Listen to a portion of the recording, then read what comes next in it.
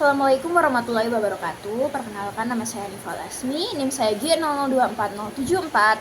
Saya dari tim B3. Di sini saya video ini akan menyangkut 3 bab di materi 2.2.1, yaitu yang pertama OGM, yang kedua OGF, lalu yang ketiga itu uropoietika. Nah, yang pertama saya akan menjelaskan soal OGM. Nah, soal OGM ini kita disuruh menjelaskan bagaimana mekanisme ereksi sama ejakulasi. Nah, oke. Pertama, saya akan melihatkan ini. Ini adalah gambaran gimana kalau suatu penis itu tuh ini flaccid atau pas tidak ereksi gitu ya. Nah, lalu yang ini tuh pas dia erect. Nah, pas erect ini kelihatan kan kalau dia itu tambah besar, terus kayak bagian spongiosanya itu tuh terisi darah gitu. Nah, pernah nggak sih kita itu tuh bertanya-tanya gimana itu mekanismenya itu tuh ereksi sama ejakulasi gitu kan? Oke. Jadi di sini saya akan menjelaskan itu. Yang pertama itu mekanisme ereksi. Jadi mekanisme ereksi ini dia dipersarafi oleh syaraf parasimpatis. Sedangkan untuk mekanisme ejakulasi dia itu dipersarafi oleh mekanisme saraf simpatis gitu. Nah, ejakulasi ini dibagi menjadi 2 tahap, yaitu pertama emisi, yang kedua ejakulasi. Nah, emisi itu adalah proses di mana sperma itu tuh keluar dari testis sampai ke vas deferens. Nah, sedangkan ejakulasi itu dari vas deferens sampai dia keluar gitu. Baik. Oke, jadi yang pertama tahap emisi. Nah, emisi itu substansia ejakulasi dari OGM interna, dia menuju uretra atau ostium ductus ejaculatorius pada uretra pars prostatica. Oke. Jadi sedangkan untuk ejakulasi itu dia ada di substansia ejakulasi keluar dari ostium uretra eksterna. Gitu. Nah, mekanismenya ereksi yang pertama. Mekanisme ereksi ini dia terkait sama saraf parasimpatis. Nah, rangsang atau stimulus seksual akan diproses pada jarah supraspinal di area preoptik medial dan nukleus paraventricularis di hipotalamus dan hipokampus yang ada di otak. Nah, hipotalamus sama hipokampus yang ada di otak ini merupakan pusat integrasi fungsi seksual dan ereksi.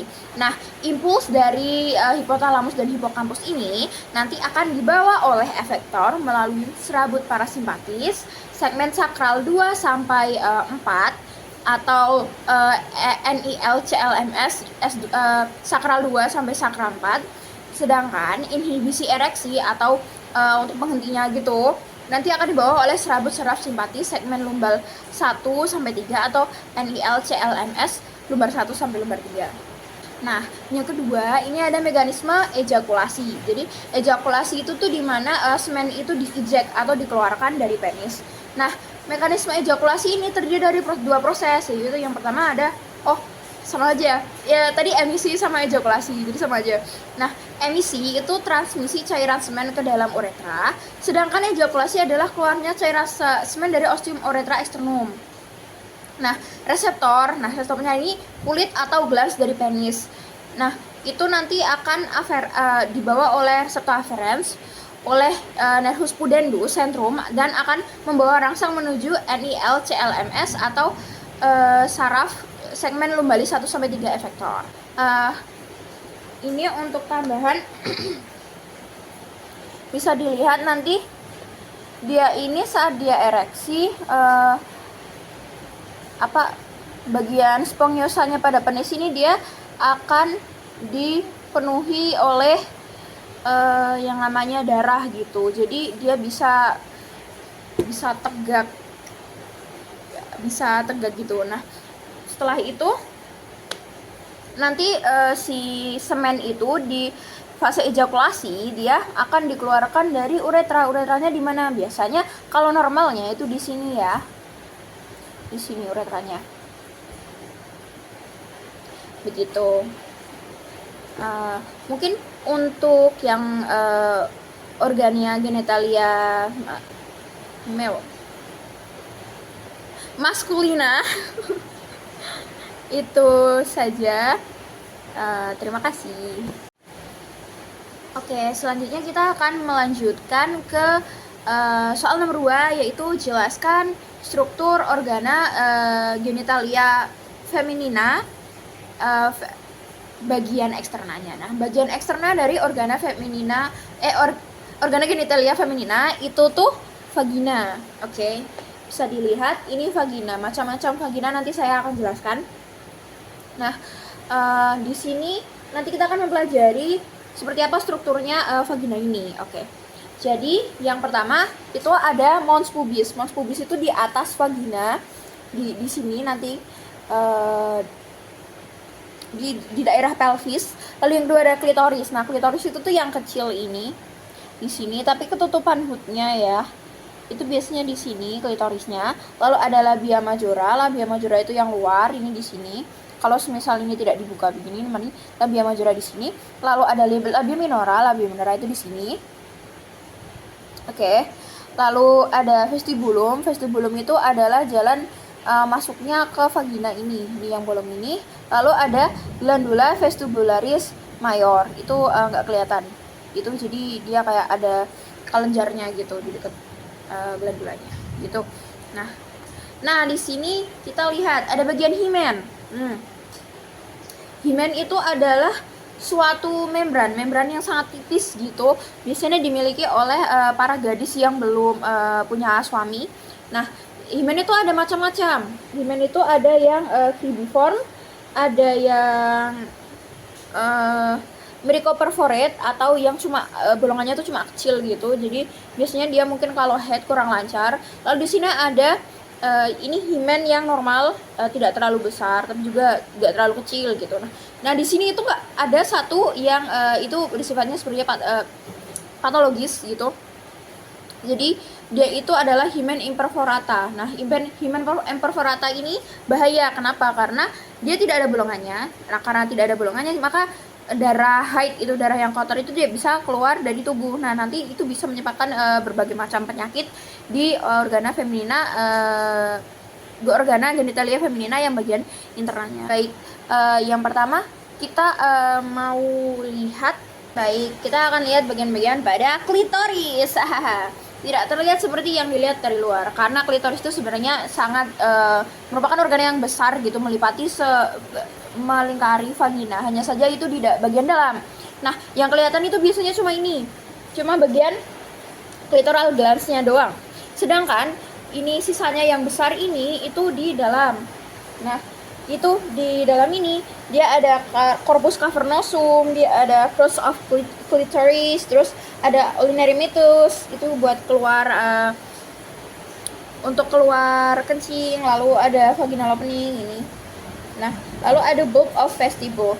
Itu dia bagian dari klitoris yang melingkari vagina, dan itu sebenarnya masih bagian dari vagina.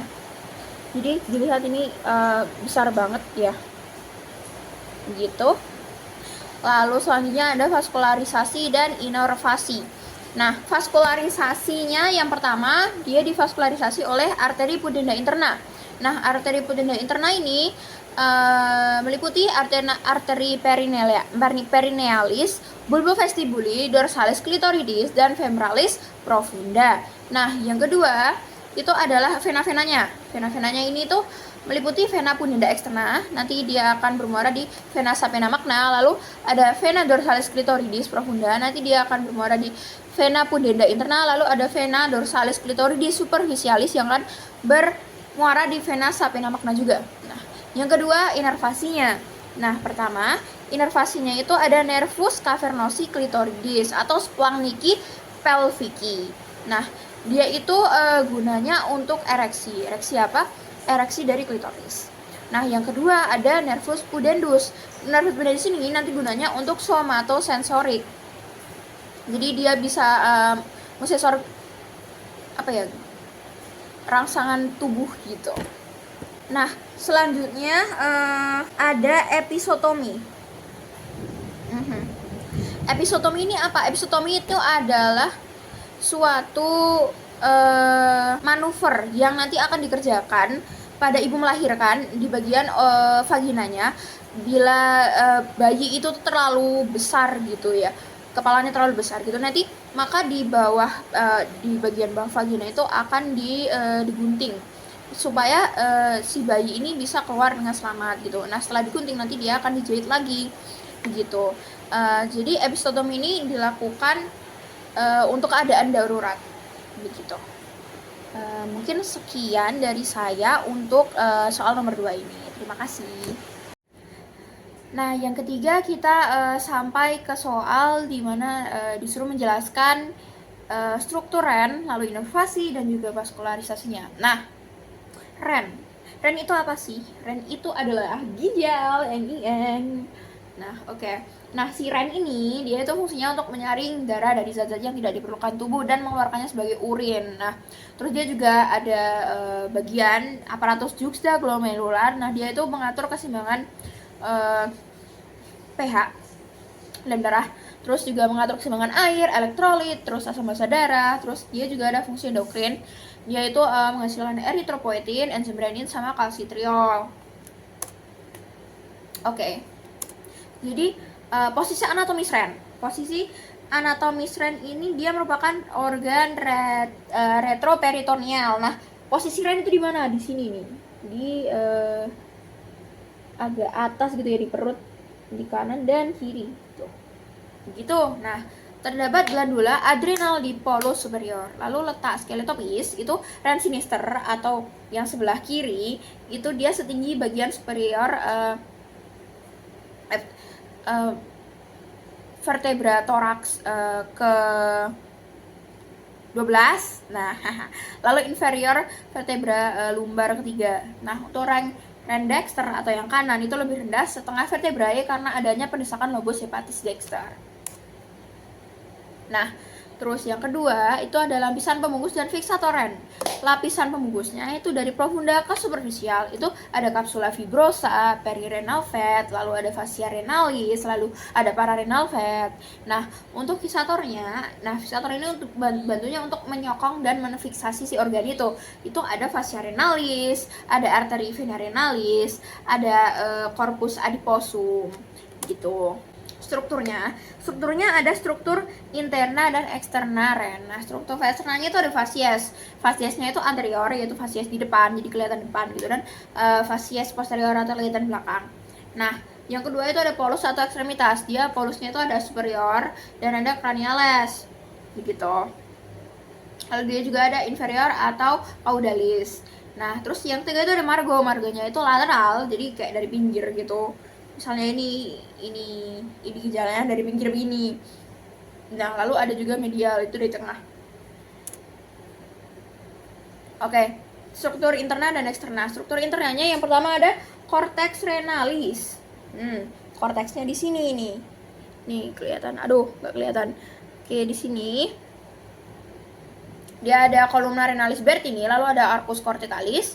Nah, setelah itu juga ada medulla renalis. Medulla renalis itu di sini.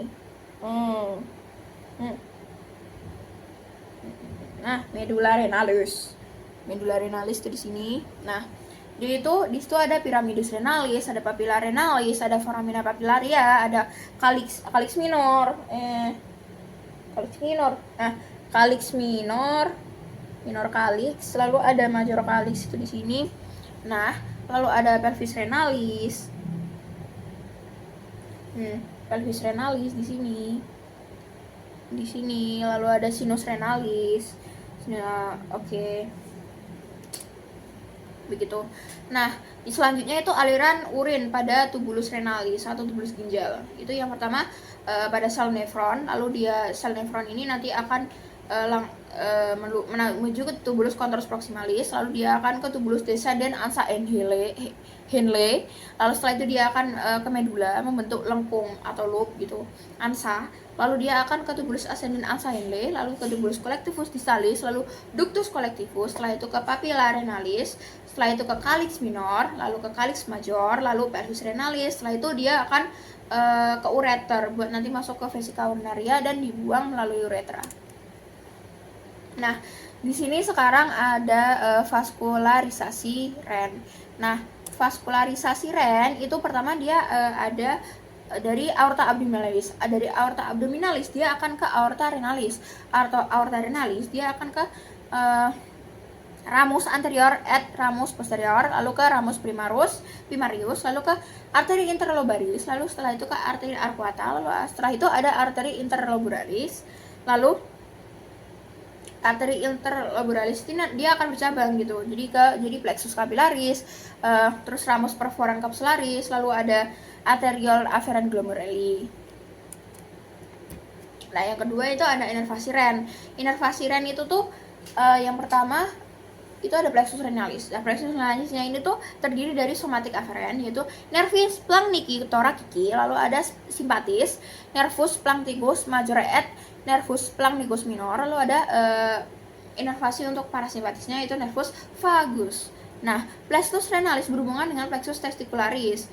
Drainase limpatiki masing-masing ren bermuara ke nodi aortiki laterales atau lumbales. Lalu di sekelilingnya ada pangkal arteria renalis. Begitu. Mungkin sekian untuk video ini. Terima kasih.